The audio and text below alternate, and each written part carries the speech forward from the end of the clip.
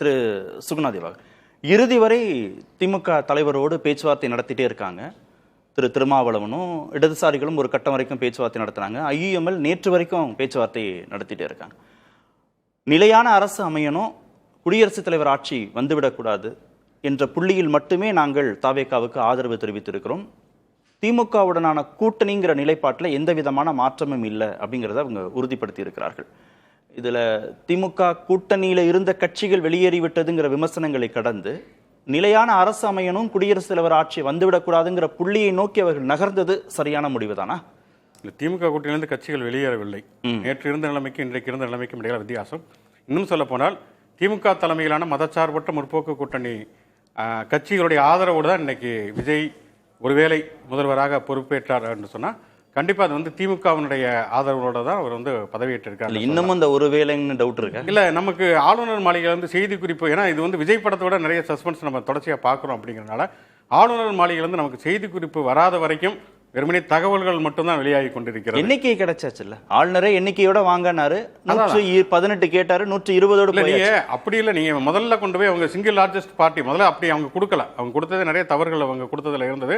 Single largest பார்ட்டினாலே ஆளுநர் வந்து அவங்களுக்கு பதவி பிரமாணம் பண்ணி வச்சுட்டு சட்டசபையில் பெரும்பான்மையை நிரூபிக்க சொல்லலாம். அதுதான் வழக்கமான மரபு. அதை அவர் வந்து கடைபிடிக்கவில்லை. அதுல வந்து தமிழக வெற்றி கழகத்தின் தரப்பிலையும் தவறுகள் இருக்கிறது, ஆளுநர் தரப்பிலையும் உள்நோக்கம் இருக்கிறது எல்லாருக்குமே தெரிந்த ஒரு விஷயம். ஆனால் இன்னைக்கு வந்து ஒருவேளை இந்த முதல்வர் ஆகிறார் ஆகலை அப்படிங்கிறத தாண்டி இந்த 120 அப்படிங்கிற ஒரு எண்ணை வந்து தமிழக வெற்றி கழகம் அடைந்ததற்கு மிக முக்கியமான காரணம்ங்கிறது திமுக தலைமையிலான மதச்சார்பற்ற முற்போக்கு கூட்டணி தான் மிக முக்கியமான காரணம். அதுதான் வந்து ரொம்ப வினோதமான ஒரு விசித்திரமான நிலைமை. ஏன்னா வந்து விஜயினுடைய ஒரே ஒரு அஜெண்டா எலெக்ஷன்ல வச்சது ஸ்டாலின் வேண்டுமா விஜய் வேண்டுமாங்கிறது. ஸ்டாலின் தான் வேண்டும் என்று வாக்களித்த மக்களுடைய வேட்பாளர்கள் 11% வேட்பாளர்கள் வந்து இன்னைக்கு 20 வேட்பாளர்கள் அப்படின்னு சொன்னா 118 கிட்டத்தட்ட 12-13% வேட்பாளர்கள்ங்கிறவங்க திமுகவினுடைய ஆதரவினால் வெற்றி பெற்றவர்கள்.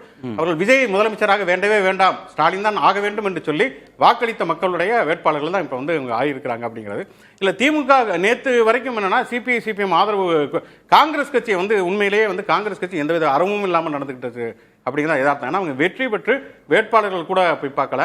ஒரு ராஜ்யசபா எம்பியும் அவங்க வாங்கியிருந்தார்கள். எதையுமே இல்லாமல் வந்து காங்கிரஸ் கட்சி தன்னுடைய உறவை துண்டித்துக் கொண்டது. ஆனால் மற்ற கட்சிகள் அப்படி இல்லை. நேற்று சிபிஐ சிபிஎம் ஆதரவு தெரிவித்த பொழுது கூட அவங்க என்ன சொல்லியிருந்தாங்கன்னா, அவங்க கூட்டணி அப்படிங்கிறத பற்றி பேசலாம், நாங்கள் நிபந்தனையற்ற வெளியிலிருந்து நாங்கள் ஆதரவு தருகிறோம், ஆனால் அதே நேரத்தில் வந்து போராட்டங்கள், மாநில உரிமைகள் காக்கக்கூடிய போராட்டங்களை நாங்கள் திமுகவுடன் நிற்போம் அப்படின்னு சொல்லியிருந்தாங்க. ஆனால் இன்னைக்கு வெளிப்படையாக ஐயுஎம்எல்லாக இருக்கட்டும் அல்லது விடுதலை சிறுத்தைகள் கட்சியாக இருக்கட்டும், நாங்கள் வந்து கூட்டணியில் தான் அனுப்பும், திமுக கூட்டணியில் தான் நாங்கள் தொடர்கிறோம். இதற்கு வந்து என்னன்னா குடியரசுத் தலைவர் ஆட்சி அமையக்கூடாது அப்படிங்கிறதுக்காக ஒரு ஜனநாயகத்தை காப்பதற்கான ஒரு ஆதரவை தவிர தமிழக வெற்றி கழகத்தின் மீது எங்களுக்கு நம்பிக்கை கிடையாது, அவங்களோட நாங்கள் கூட்டணி வரல அப்படிங்கறத ரொம்ப தெளிவாகவே விடுதலை சிறுத்தைகளும் ஐயுஎம்எல்லும் அறிவித்து விட்டார்கள் அப்படிங்கிறத நம்ம பார்க்கிறோம். இதுக்கு 2 மிக முக்கியமான காரணம் அப்படின்னு பார்க்கிறேன். ஒண்ணு என்னன்னா, இப்ப தமிழக வெற்றி கழகத்துக்கு வந்து அதாவது பெரும்பான்மை உறுப்பினர்கள் இல்லை அப்படிங்கிறப்ப அவங்க ஏன் வந்து தொடர்ச்சியாக திமுக கூட்டணி வேட்பாளர்களிடமே கேட்டுக்கொண்டிருந்தார்கள்னா, அவங்களும் வந்து ஒரு செக்குலர் பார்ட்டி, அவங்க நினைச்சிருந்தா அதிமுக கேட்டிருக்கலாம் அல்லது பாட்டாளி மக்கள் கட்சியிடம் கேட்டிருக்கலாம். அப்படி வந்து என்டிஏ கூட்டணியில் இருக்கக்கூடிய எந்த கட்சியிடமே அவங்க ஆதரவு கேட்கவில்லை. அவர்கள் திமுக கூட்டணி வேட்பாளர்களிடம் அந்த கட்சிகளிடம் தான் ஆதரவு கேட்கிறார்கள் அப்படின்னு சொல்லப்பட்டது. ஆனால் நேற்று பார்த்தோம்னு சொன்னா வந்து அமமுகவுடைய வேட்பாளர் ஒருத்தர்கிட்ட அவங்க வந்து வாங்கி இருக்கிறார்கள். அதையும் கூட பார்த்தோம்னா இப்ப அதுவே ஒரு அறமற்ற செயல். நீங்க வந்து சிபிஐ சிபிஎம் விடுதலை சிறுத்தைகளிடம் ஆதரவு கடிதம் கேட்டு தமிழக வெற்றி கழகம் வந்து அனுப்பி இருக்கிறது. அப்படி நீங்க அமமுக தலைவர் டிடிவி தினகரன் நீங்க ஆதரவு கடிதம் கேட்டிருந்தீங்கன்னா அதுதான் ஒரு ஜனநாயக ரீதியிலான ஒரு அறம். அது இல்லாம ஒரு எம்எல்ஏ வந்து ஆதரவு கொடுத்தார் அப்படின்னு சொல்லப்படுகிறது. அதுக்கப்புறம் அவரை மறுத்திருக்கிறார் என்பதையும் பார்க்கணும். அது இன்னும் நிலுவையில் இருக்கிறது. அதனாலதான் நான் சொல்றேன் வந்து எல்லாமே தகவல்களாக இருந்து உறுதிப்படுத்தப்படணும். இல்ல, தாவேகா தரப்புல நாங்க அமமுக சட்டமன்ற உறுப்பினர் காமராஜ் கிட்ட இது ஆதரவு கேட்டோம், அவர் கையெழுத்து போட்டு கொடுத்தார் கொடுக்கல அப்படின்னு எந்த விளக்கத்தையும் அவங்க தரப்புல இருந்து நேரடியாக இது வரைக்கும் நமக்கு சொல்லவே இல்லை. அவங்க எதை நேரடியாக வெளிப்படையா சொல்லியிருக்காங்க? 5 நாட்கள் இங்கே பிரச்சனைகள் ஓடிக்கிட்டு இருக்கல. இப்போ சிபிஐ சிபிஎம் வந்து ஆதரவு தந்தாங்க. நேற்று பிரஸ் மீட் நடத்துறாங்க. பிரஸ் மீட்டை தங்களுடைய நிலைப்பாடுகளை தெரிவிக்கிறாங்க. விடுதலை சிறுத்தைகள் கட்சி தலைவர் திருமாவளவன் பிரஸ் மீட் நடத்துறாரு, தன்னுடைய நிலைப்பாடுகளை தெரிவிக்கிறாரு. வன்னியரசு காலையில் பேசுகிறார். Edappadi Palaniswami press meet attend பண்றாரு. ஸ்டாலின் அட்டன் பண்றாரு. விஜய் இன்னைக்கு வரைக்கும் தன்னுடைய நிலைப்பாடு எதுன்னு சொல்லவே இல்லை. தமிழக வெற்றி கழகத்தின் சார்பாக என்ன நடக்கிறது அப்படிங்கிறத எதுவுமே சொல்லவே இல்லை. தேர்தலுக்கு முன்னாலும் அவருடைய நிலைப்பாடுங்கிறது அப்படிதான் இருந்திருக்கிறது. தேர்தலுக்கு பிறகு இப்படிதான் இருக்குது. இனிமேலும் அப்படி இருக்குமா அப்படிங்கிறது நமக்கு தெரியல. ஆனால் என்னன்னா, அமமுகவுடைய வேட்பாளர் ஆதரவு தாவேகாவுக்கு தருகிறார் அப்படின்னு சொல்லி அவங்க சார்பில் ஒரு வீடியோ வெளியிடப்பட்டது. ஆளுநரிடம் கடிதம் கொடுக்கப்பட்டதாக சொல்லப்படுகிறது, நமக்கு அது உறுதியாக தெரியவில்லை. ஆனால் டிடிவி தினகரன் அது கிடையாது அப்படின்னு சொல்லியிருக்கார். இது என்னன்னா, ஒன்று நீங்கள் வந்து தேசிய ஜனநாயக கூட்டணி பாஜக கூட்டணியை சேர்ந்த வேட்பாளரிடம் நீங்கள் ஆதரவு கேட்குறீங்க அப்படின்னாலே அந்த மதச்சார்பற்ற கட்சி அப்படிங்கிற ஒரு பிம்பம் உடைகிறது அப்படிங்கிறது முதல்ல. இரண்டாவது, அப்படி நீங்கள் கேட்டால் கூட முறைப்படி நீங்கள் கேட்கணும். நீங்கள் வன்னியரசிட்ட நேரடியாக நீங்கள் ஆதரவு கேட்க போகிறது இல்லைங்க. நீங்கள் விடுதலை சிறுத்தைகள் கட்சியினுடைய அலுவலகத்தில் தான் நீங்கள் ஆதரவு கடிதம் கொடுக்குறீங்க. அது மாதிரி அமமுகவுடைய தலைமை அலுவலகத்தில் டிடிவி தினகரன் நீங்கள் கொடுத்து கேட்டிருக்கணும். அப்படி இல்லாமல் அவர் நேரடியாக அவங்களுக்கு ஆதரவு தந்தார், இல்லை நாங்கள் அவர்கிட்ட பேசணும் அப்படிங்கிறதுங்கிறதே அது அடிப்படையில் ஒரு நம்பகத்தன்மையற்ற ஒரு நிலைமைக்கு போயிருக்காரு. இல்லை, நேற்று இரவு திரு டிடிவி தினகரன் ஆளுநரை சந்தித்த பிறகு இந்த குற்றச்சாட்டை வைக்கிறாரு. நேற்று நள்ளிரவு அமமுக சட்டமன்ற உறுப்பினர் காமராஜை அவர் சந்திச்சு ஆளுநர்கிட்ட காமிச்சு மீண்டும் 2 பேரும் பேட்டிலாம் கொடுக்குறாங்க. இந்த நிகழ்வெல்லாம் நடந்த பிறகுதான் திரு திருமாவளவன் ஆதரவு கொடுக்கிறார். ஐயுஎம்எல் ஆதரவு கொடுக்குறாங்க. நீங்க சொல்ற மாதிரி மதச்சார்பற்ற தன்மையோடு தான் இவர் இருக்கிறாருங்கிறதுல சந்தேகம் வருது, விஜய் மீது சந்தேகம் வருது திருமாவளவனுக்கும் இடதுசாரிகளுக்கும் அப்படின்னா இன்று காலை அந்த முடிவை அவங்க மறுபரிசீலனை பண்ணியிருந்திருக்கலாமே. சிபிஎம் பொறுத்த வரைக்கும் அவங்க எப்போதுமே மற்றவர்களுடைய அமைச்சர்கள் பங்கெடுக்க மாட்டார்கள். மன்மோகன் சிங் ஆட்சி காலகட்டத்திலேயே வெளியிலிருந்து தான் அவங்க ஆதரவு தந்திருக்கிறாங்க. இடது முன்னணி அமைச்சரவை பொறுப்பேற்கிற பொழுது மட்டும்தான் அவர்கள் அமைச்சர்கள் பங்கேற்பார்கள். அதே மாதிரி தான் நேற்று அவர்கள் வெளியிலிருந்து தான் ஆதரவுனாங்க. ஆனால் விடுதலை சிறுத்தைகள் கட்சியை பொறுத்த வரைக்கும் அவங்க ஆட்சியில் பங்கு அதிகாரத்தில் பங்குங்கிறது தொடர்ச்சியாக வலியுறுத்தக்கூடியவர்கள்.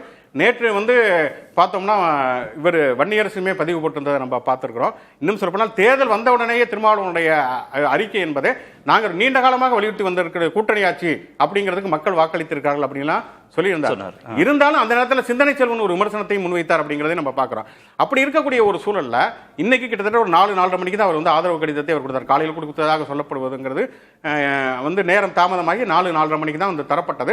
அவர்கள் ஆட்சியில் பங்கு, அதாவது கூட்டணி ஆட்சி அல்லது துணை முதலமைச்சர் அல்லது அமைச்சர்கள் பங்கெடுப்பது அப்படிங்கிற ஆப்ஷனை க்ளோஸ் பண்ணிட்டாங்க. 2 காரணம். ஒன்று என்னன்னா, இவங்க அமமுக ஆதரவு போயிட்டாங்க அப்படிங்கிறப்பயே ஒரு நம்பகத்தன்மை இழந்து விட்டார்கள். இன்னொன்று, இவர் துணை முதலமைச்சர் திருமாவளவன் என்று நேற்று தகவல்கள் சொல்லப்பட்டதற்கு பிறகு இன்னைக்கு மாலை வரைக்கும் பார்த்தோன்னா திருமாவளவனை கடுமையாக விமர்சித்து தாவேகா தரப்புல நிறைய சமூக வலைத்தள பதிவுகளை பார்க்கணும். அது நிறைய கண்டிப்பா அவங்களை கட் பண்ணியிருக்கோம். அப்படி இருக்கக்கூடிய ஒரு சூழல்ல தான் நம்ம ஒரு அரசு கவிழ்ந்து விடக்கூடாது அப்படிங்கிற அடிப்படையில் ஒரு வெளியிலிருந்து நம்ம ஆதரவை தருவோம். ஆனால் அதே நேரத்தில் தமிழக வெற்றி கழகம் என்பது இன்னமும் ஒரு நம்பகத்தன்மை வாய்ந்த கட்சியாக இல்லை அப்படிங்கிற ஒரு முடிவுக்கு தான் இடதுசாரிகள் விடுதலை சிறுத்தைகள் வந்திருக்கிறார்கள். ஐயுஎம்எல் பொறுத்த வரைக்கும் அவங்க முதல்ல இருந்து ரொம்ப தெளிவாக சொன்னது, நாங்கள் திமுகவோடு தான் இருப்போம், இன்றைக்கும் இருப்போம், நேற்றும் இருந்தோம், இன்றைக்கும் இருக்கிறோம், நாளையும் இருப்போங்கிறது. 2 முறை அவர்கள் மீண்டும் மீண்டும் போய் அவங்க அலுவலகத்தில் போய் பேசுறாங்க. அதுக்கு பிறகு ஐயுஎம்எல் ஆதரவு தந்துட்டாங்கன்னே தகவல்கள்லாம் வந்தது. அதற்கு பிறகு ஐயுஎம்எல்ஏ அறிக்கை விட்டார்கள், நாங்க தாவேகாவுக்கு நேரடி ஆதரவுலாம் கிடையாது, நாங்க கவர்னர் ஒரு ஆட்சி அமைப்பதற்கான ஏற்பாட்டை செய்வதற்குத்தான் ஆதரவு அப்படிங்கிற மாதிரி தான் அவர்கள் அறிவித்திருக்கிறார்கள். ஆக மொத்தம் என்னன்னா திமுக கூட்டணியில் இருக்கிற கட்சிகள் வெளியிலிருந்து ஆதரவு தரக்கூடிய வகையில் தான் இன்றைக்கு தமிழக வெற்றி கழகத்திற்கு திரு விஜய் அவர்களுக்கான பெரும்பான்மை அப்படிங்கிறது கிடைத்தது. அதிமுகவும் திமுகவும் சேர்ந்து ஆட்சி அமைப்பதற்கான முயற்சிகள் நடக்குது அப்படின்னு விமர்சனம் வந்த நிலையில அதற்கு இடதுசாரிகள் விசிக தரப்புல ஆதரவும் இல்லை, விருப்பமும் தெரிவிக்கல அப்படின்னு பேசப்பட்டது. திரு திருமாவளவன் முதல்வராக முன்னிறுத்தப்படுகிறார், பொது தலைவராக அவர் முன்னிறுத்தப்படுகிறார், திமுகவும் அதிமுகவும் அதற்கு ஆதரவு தெரிவிப்பதற்கான வாய்ப்புகள் இருக்கு அப்படின்னு நேற்றிலிருந்து பேசப்பட்டது. அதனால தான் திரு திருமாவளவன் காலதாமதம் செய்கிறார். ஒருவேளை முதல்வராக ஆவதற்கான வாய்ப்புகள் கனிந்தால் அந்த வாய்ப்பை நம்ம எடுத்துக்கலாம் அப்படின்னு அவர் நினைப்பதாகலாம் பேசப்பட்டது. ஒருவேளை இந்த முயற்சிகள் அதிமுக திமுக தரப்பில் எடுக்கப்பட்ட முயற்சிகள், திரு திருமாவளவன் தரப்பில் எடுக்கப்பட்ட முயற்சிகள் அனைத்தும் சாத்தியமாகாத நிலையில இவர்கள் தாவேகாவுக்கு ஆதரவுங்கிற அந்த உறுதியான நிலைப்பாட்டை நோக்கி நகர்ந்திருக்கிறார்கள் பார்க்கலாமா? இது எல்லாமே தகவல்கள் தான், யூகங்கள் தான். ஏன்னா யாருமே அதை திட்டவட்டமாக சொல்லவில்லை. நேற்று மார்க்சிஸ்ட் கம்யூனிஸ்ட் கட்சியினுடைய அகில இந்திய பொதுச் செயலாளர் தோழர் பேபி சொன்னதை கூட அவர் மறுத்திருக்காரு. இதெல்லாமே வதந்திகள், நான் கேள்விப்பட்டதான். அதிமுக தரப்பில் தான் அப்படியான ஒரு முயற்சி எடுக்கப்பட்டது அப்படிங்கிற மாதிரி தான் அவர் சொல்லியிருந்தாரே தவிர எதுவுமே ஒரு உறுதிப்படுத்தப்பட்ட தகவல்கள் கிடையாது. அவங்கள பொறுத்த வரைக்கும் இன்னைக்கு அப்படியான சாத்தியங்கள் இருக்குதா இல்லையாங்கிறது தெரியாது. ஒருவேளை அப்படி அமைந்திருந்தால் கூட அதுல எந்த விதமான ஆச்சரியமோ இன்னும் சொல்ல போனா தவறோ கூட கிடையாது. ஏன்னா இப்ப அமைந்திருப்பதுங்கிறது நீங்க 3 முதலமைச்சர் வேட்பாளர்கள் வைத்திருக்க பொழுது விஜய்க்கு ஆதரவாக வாக்களிக்க வேண்டும் என்று சொல்லி 30-35% பேர் வாக்களித்திருக்க பொழுது இந்த 85% வாக்குப்பதிவுல 50% பேர் விஜய் வந்து முதலமைச்சர் ஆகக்கூடாது, ஸ்டாலின் அல்லது எடப்பாடி தான் ஆக வேண்டும் என்று சொல்லலாம் வாக்களித்திருக்கிறார்கள். 108 எம்எல்ஏக்களுக்கான வாக்குகள் மட்டும்தான் விஜய் முதலமைச்சர் ஆகணும் அப்படிங்கிறதுக்கு அளிக்கப்பட்டிருக்கிறது. 126 எம்எல்ஏக்களுக்கான மக்களுடைய வாக்குகள் விஜய் முதலமைச்சர் ஆகக்கூடாது என்பதற்காக தான் அளிக்கப்பட்டிருக்கிறது. அப்ப யாரும் யாரோடும் சேர்ந்தும் ஆட்சி அமைக்கலாம் என்பதை இன்னைக்கு இந்த தேர்தல் முடிவுகள் அளித்திருக்கக்கூடிய சாத்தியம்னால திமுக அதிமுக சேர்ந்து ஆட்சி அமைத்தால் கூட அதுல எந்த விதமான தவறும் கிடையாது. மக்களுடைய தீர்ப்புங்கிறது அதுதான். ஆனால் அதற்கான நடைமுறை சாத்தியங்களை அல்லது அதை விரும்பவில்லை அல்லது அந்த முயற்சி வந்து தோல்வி அடைந்து விட்டது ஏதோ ஒரு அடிப்படையில் இன்றைக்கு தமிழக வெற்றி கழகத்திற்கான ஆதரவை திமுக தலைமையிலான மதச்சார்பற்ற முற்போக்கு கூட்டணி கட்சி ஆளுநர் அலுவலகத்து வரைக்கும் போயிருக்காங்களே கூட்டணி கட்சிகள், விருப்பம் இல்லாம கொடுக்குறாங்க, இல்ல போனா போதுன்னு கொடுக்குறாங்க, ஒரு நிலையான ஆட்சி அமைக்கணும்னு கொடுக்குறாங்கன்னு ஒரு மேம்போக்கான எண்ணத்தோடு கொடுத்த மாதிரி தெரியலையே. விஜயோட ஆளுநர் அலுவலகம் போய் உட்கார்ந்துருக்காங்க, 1 மணி நேரத்துக்கு மேல உட்கார்ந்துல அந்த ஆதரவை அவங்க இந்த அழுத்தமாக பதிவு செய்யற மாதிரி தெரியுது. நேற்று ஜனநாயகம் படத்துல தயாரிப்பாளர் போனாரு, அவரு என்ன ஆதரவு கொடுக்க போனாரு? ஏதாவது துணை முதலமைச்சர் பொறுப்பு தர போனாங்களா? அதனால வந்து இவங்க தார்மீக ரீதியாக ஆதரவு தந்து விட்டார்கள். அப்ப விஜய் அழைக்கிறார் என்கிற அடிப்படையில் அவங்க வந்து போயிருப்பார்கள். ஆனால் அதே நேரத்தில் வந்து அவங்க நாளை தேர்தலை எப்படி சந்திப்பாங்க? இப்ப நீங்க வந்து ஒரு தொகுதியை வந்து ரிசைன் பண்ணணும், விஜய் வந்து பெரம்பூரையோ அல்லது திருச்சி கிழக்கையோ ரிசைன் பண்ணணும், அடுத்து ஓராண்டில் உள்ளாட்சி தேர்தல் வரப்படுகிறது, 3 ஆண்டுகள் நாடாளுமன்ற தேர்தல் வரப்போகிறது அப்படிங்கிற பொழுது இப்போது இருக்கக்கூடிய நிலைப்பாடின்படி அவர்கள் திமுக கூட்டணியுடன் தொடரப் போகிறார்கள் என்று சொன்னால் தமிழக வெற்றி கழகத்தோடு சேர்ந்து தேர்தலை சந்திக்க போவதில்லை என்கிற முடிவு எடுத்து விட்டார்கள்.